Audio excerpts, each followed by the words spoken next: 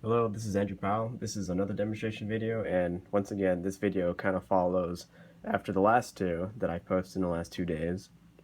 But essentially, this demonstration here is just a stress test. For once, every component here is actually being utilized.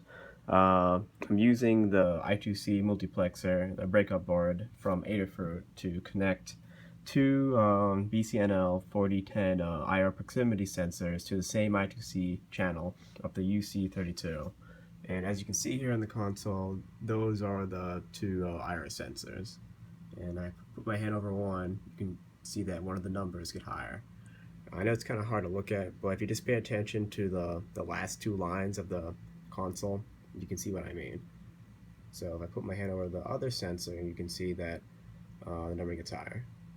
And this is basically running off of a thread that executes like 10 times a second.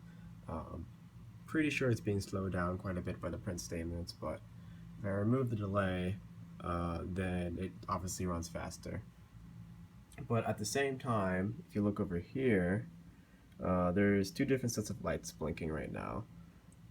That's because one light's connected to the thread that handles the IR sensors, and it corresponds to the first channel, the first I2C channel. But there's two I2C channels, and that's connected to the FRAM, which in the last video I spoke about how the FRAM could be used for data logging. Essentially, it saves data and it remains in the FRAM even after it's being powered down. So excellent for data logging. And the second LED corresponds to whether or not that thread is working. So one thread's handling I2C channel 1, whereas the second thread's handling the I2C channel that's dedicated solely for FRAM. And the only thing it's doing is writing a payload of data. I think it's 512 bytes, then reads it directly after, and then checks to see that all the bytes are correct.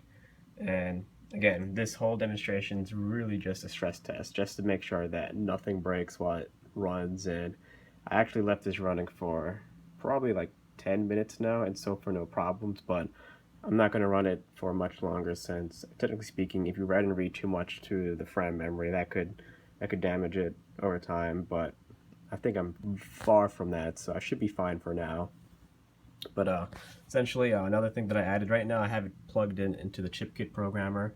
That way, if something goes wrong, over on this end, it would actually stop and break in a assert statement, which is not there. It's down here. Where is it? Yeah, so if you see that little red box there, that's basically a breakpoint.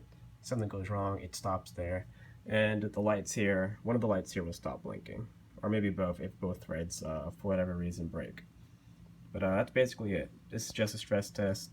Only thing that's really new is that I added the driver for the multiplexer, which is really simple. Actually, it's really easy to use. All you have to do is just write it, the port number, to specify the I2C device that's connected to it to access it.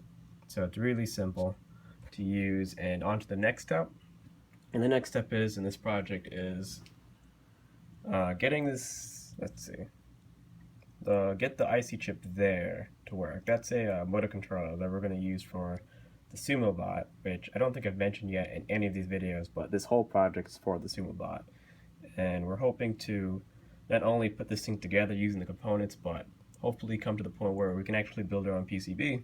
That way everything could be shrunken down to a very small form factor, since last year and the year before that, the mechanical specifications for the size of the Sumo needs to be really small, and we're trying to get this thing as small as possible. I guess really quick, this here is actually the controller board we made for last year's competition. Unfortunately, that competition didn't work out so well, but hopefully next time, with all the effort that we're putting into this project, we can make something much better. But I'm not going to let this video go on for too long, because I'm probably going to have another one really soon. That one's going to be focused on getting this motor controller to work. And this is one of the motors.